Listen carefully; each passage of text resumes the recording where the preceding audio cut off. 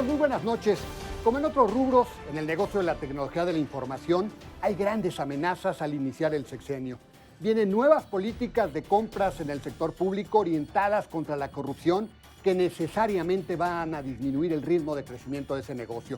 De por sí el crecimiento del 2018 fue bastante chato, con apenas 3.6%, situación que se estima se va a repetir este año. Obviamente, en un terreno como la TI, que vive una etapa disruptiva, no se puede bajar la guardia. Hacerlo rezagaría aún más nuestra competitividad como país.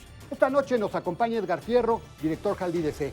¿Qué podemos esperar en el sexenio? ¿Cuáles son los segmentos con más oportunidades? Lo invito a que se quede con nosotros. Edgar, buenas noches. Gracias por acompañarnos. Buenas noches, Alberto. Muchas gracias por la invitación. Bueno, y hoy vamos a platicar de un tema que es muy importante, que es el tema de la tecnología de la información.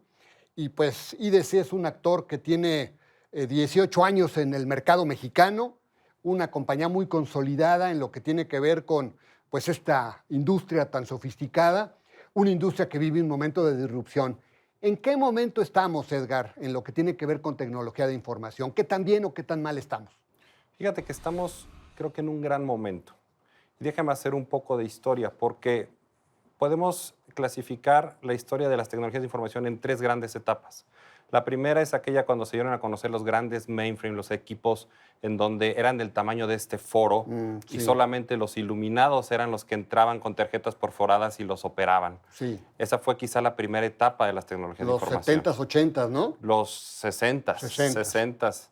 Después, con la PC, la famosa PC, que ya la podíamos llevar a casa y podíamos trabajar, se empezó a dar los sistemas distribuidos, los sistemas cliente-servidor, las bases de datos, ya las aplicaciones, y eso se empezó a dar del 85 al año 2005, 2008. Y a partir de esos años a la fecha, ha habido una disrupción porque ahora hay 4 tecnologías que convergen, que están haciendo que se aceleren la adopción de tecnologías de información.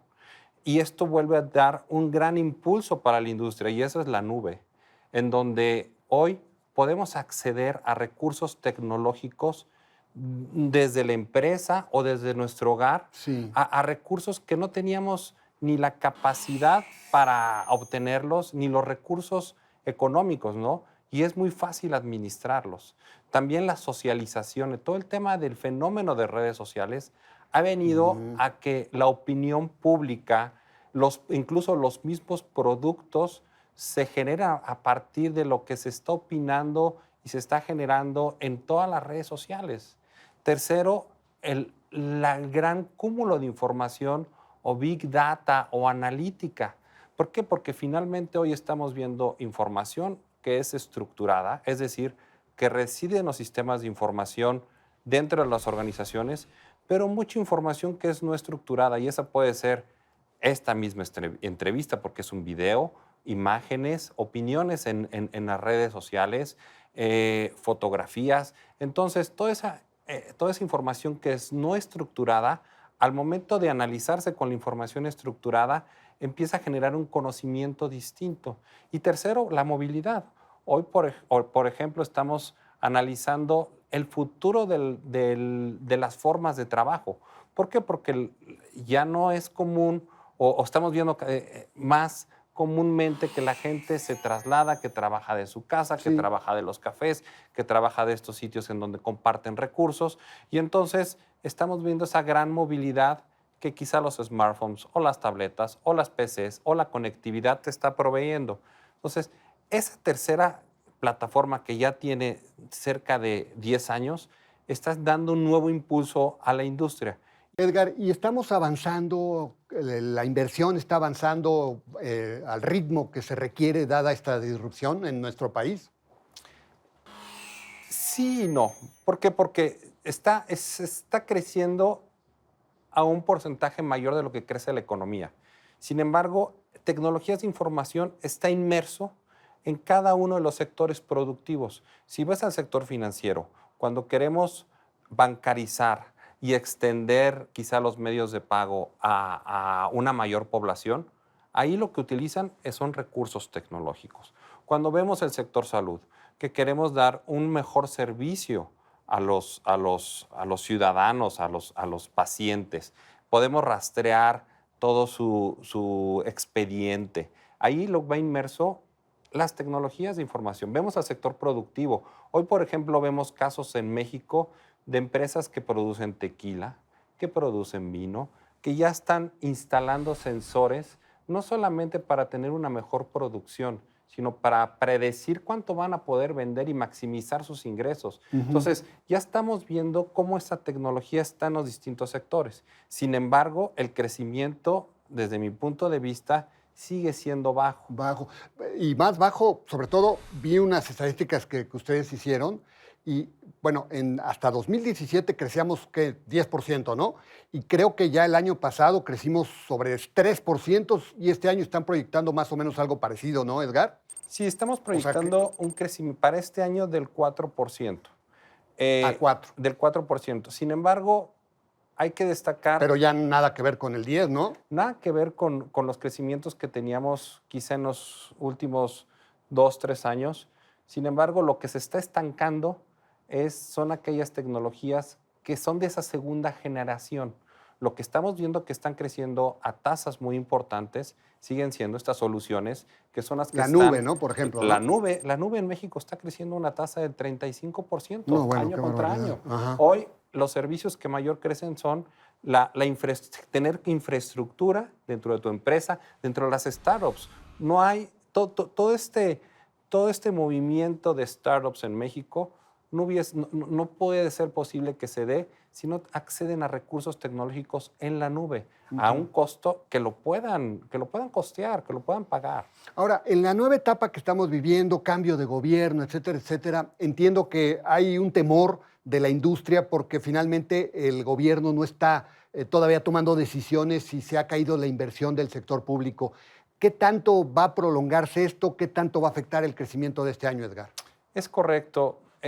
Gobierno, el sector público como tal, hay que ver tecnologías de información en el famoso TIC. Él tiene un valor en México de 56,000 billones de pesos. 56,000 millones de dólares. ¿no? Millones de dólares. Ajá, millones de dólares. Ese es el valor de Ese es toda el la valor industria. del TIC, incluyendo comunicaciones. Si quitamos la C, que es la comunicación, y si nos quedamos con la TI, es 27,000 millones de dólares. 27,000 millones. Casi es el 48.5% del TIC. ¿Sí?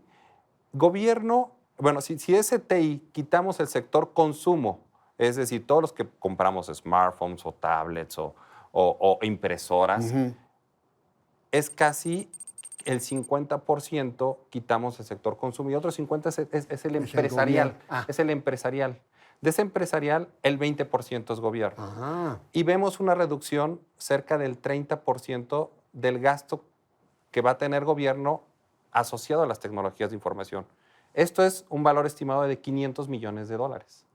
Eso es un impacto, o sea, finalmente hay que verlo de toda la figura del mercado, sí es un impacto importante, pero también no vemos cómo los mensajes de la nueva administración, todo este otorgamiento de beneficios hacia la ciudadanía, se va a dar sin tecnologías de información. Lo que no va a haber seguramente es la adquisición de equipos o la adquisición de nuevas licencias, pero lo que sí debe de haber es la contratación de servicios punto a punta.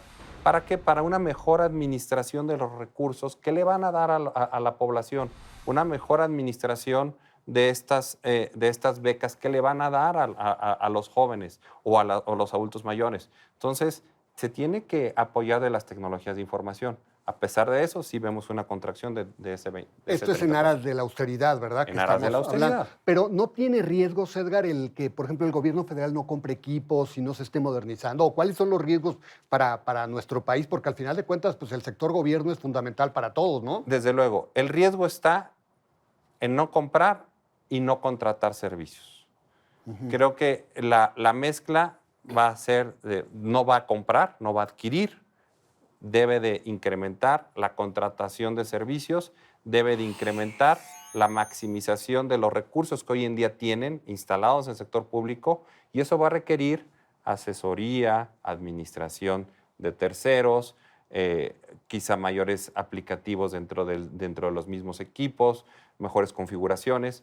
¿Por qué? Porque lo que quieren hacer es reducir al máximo su gasto y maximizar lo que hoy en día tienen, ¿no? ¿Pero se preservará esto en el tiempo? O sea, por ejemplo, ¿también veríamos esta misma austeridad hacia el 2020 o ya tendrían que...? Porque al final de cuentas un equipo, ya lo sabemos, una computadora, pues a lo mejor ahorita es muy buena, pero en el próximo año a lo mejor ya te empieza a fallar porque ya tiene nuevas aplicaciones y demás. ¿Es consistente el mantener este ritmo acotado? Lo que contrata entonces son niveles de servicio, sin importar con qué equipos los proveen. Los proveedores van a proveer el servicio a un nivel de servicio especificado.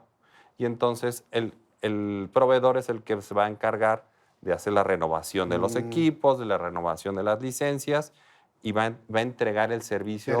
O sea, como llave en mano, gobierno, ¿no? como llave en mano. Y luego, Edgar, con una economía que va a crecer menos este año, lamentablemente todos quisiéramos crecer más rápido, pero este año pues no está jalando como quisiéramos, se habla de 1.4, 1.3% de crecimiento para el cierre del año. Con este crecimiento las empresas van a seguir invirtiendo, porque al final de cuentas las empresas pues, tampoco se pueden detener, ¿verdad? Nos hablabas de la importancia del momento que vivimos en materia de tecnología.